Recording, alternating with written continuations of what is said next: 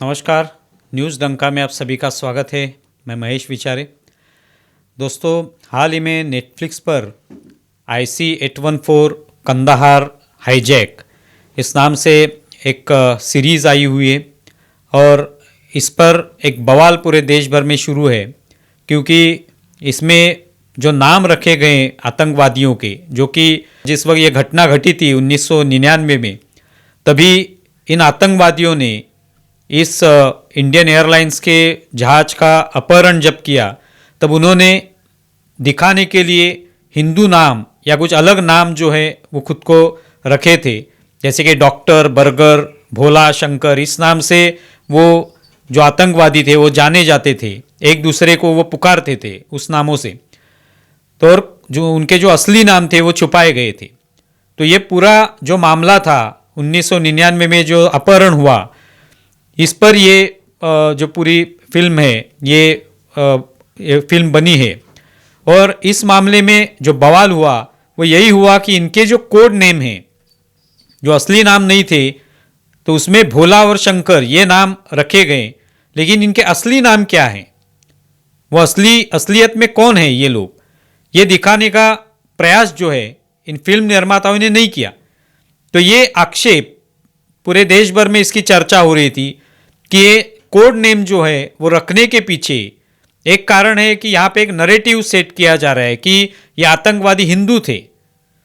उन्होंने हिंदू नाम तो रखे ही हैं, लेकिन ये नाम जब उन्होंने रखे तो उनके असली नाम भी उस फिल्म में दिखाना आवश्यक था, क्योंकि अगर ये पूरी फिल्म सत्य कथा पर आधारित है, अगर ये घटना घटी हुई है और इसमें जो भी आतंकवादी थे जिस कारण से उन्होंने अपहरण किया था, वो पूरा जो मामला है वो अगर आप लोगों के सामने पेश करना चाहते हैं फिल्म के माध्यम से या सीरीज के माध्यम से, तो इसमें ठीक है, आपने नाम उसमें अगर दिए हुए तब जो नाम कोड नेम उन्होंने इस्तेमाल किए थे वो दिखा भी रहे, तो भी असली नाम क्या है वो कहीं ना कहीं उसका जिक्र होना आवश्यक है। हम लोग देखते हैं कि अनेक ऐसे फिल्में बनी है जो सत्य कथा पर आधारित है। तो जब वो सत्य कथा पर आधारित फिल्में बनाते हैं, उसमें लिबर्टी ली जाती है, एक स्वतंत्रता ली जाती है कुछ मामलों में, लेकिन जब उसमें उस कथा पर, उस घटना पर आधारित फिल्म बनाई जाती है, तो उसमें एक तो फिल्म के आखिर में या फिल्म के शुरू में उसका कुछ ना कुछ जिक्र होता है कि ये इस घटना पर आधारित फिल्म है, इस व्यक्ति से संबंधित ये फिल्म है।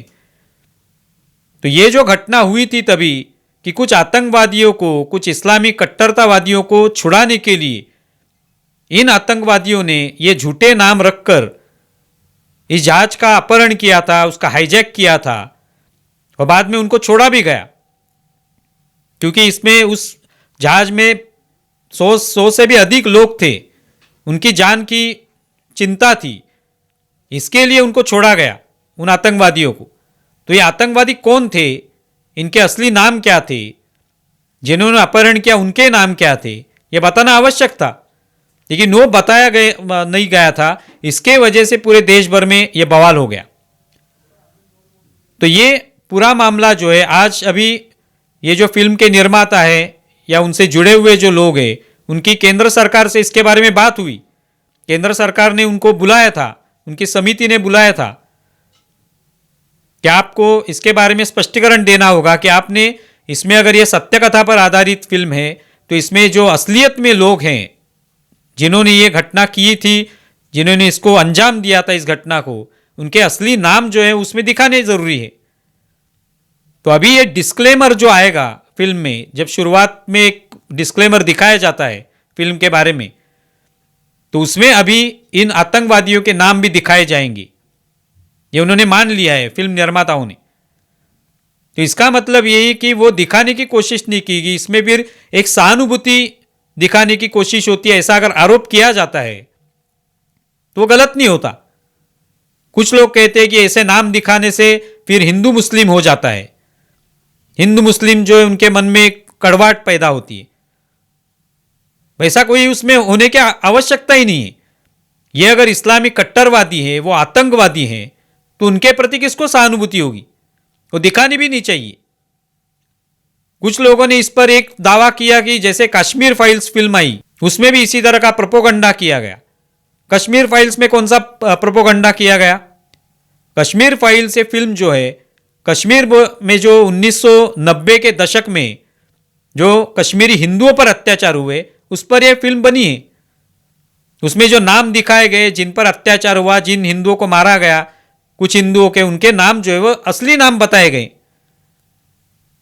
जो आतंकवादी थे जिन्होंने अंजाम दिया उस घटना को, उनके नाम बताए गए।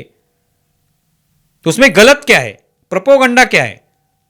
हिंदू और मुस्लिमों के बीच में कुछ दरार पैदा हो, इसके लिए अगर फिल्म की जाए तो ये जो मुस्लिम जो थे उन्होंने अत्याचार किए 1990 के दशक में कश्मीर में, क्या उनके प्रति सहानुभूति है किसी को?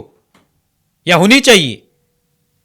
तो जरा भी सहानुभूति नहीं होनी चाहिए, क्योंकि उन्होंने अन्याय किया है।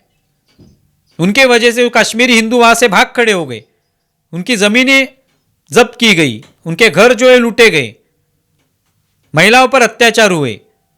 या आज भी आज की जो पीढ़ी है, जो उसमें से बचे हुए लोग हैं, वो आज भी बताते हैं ये सब घटनाओं के बारे में।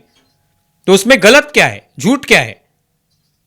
इससे पहले कभी इस तरह की फिल्म नहीं बनी, कि शायद बनाना नहीं चाहता था कोई, सच सामने नहीं लाना चाहता था। आज कश्मीर फाइल्स के माध्यम से ये सच जो है सभी लोगों के सामने आ गया। और अगर ये जो फिल्म अभी बनी है IC-814 कंधार का जो हाईजैक था उसके बारे में, तो वो अगर सत्य कथा पर आधारित, तो उसमें भी सभी सत्य दिखाना चाहिए। ठीक है, उसमें कुछ लिबर्टी ली गई होगी, लेकिन नाम अगर आप दिखाना चाहते हैं, अगर उसमें जो कोड नेम उन्होंने इस्तेमाल किए थे उन आतंकवादियों ने, वो अगर नाम आप दिखा रहे हैं असली नाम, तो उनका जो मूल असली नाम है वो भी दिखाना चाहिए। तो अभी वो दिखाया गया डिस्क्लेमर में।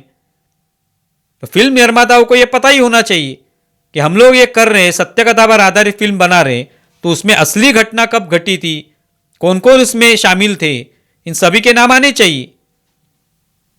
फिर वो सत्य कथा जो है लोगों को पसंद आएगी, लोगों को पता चलेगा। नहीं तो फिर एक नरेटिव पेश करने के लिए, नरेटिव सेट करने के लिए फिल्म बनाई गई, ऐसा अगर आरोप किया गया तो उसमें कोई गलत नहीं होगा।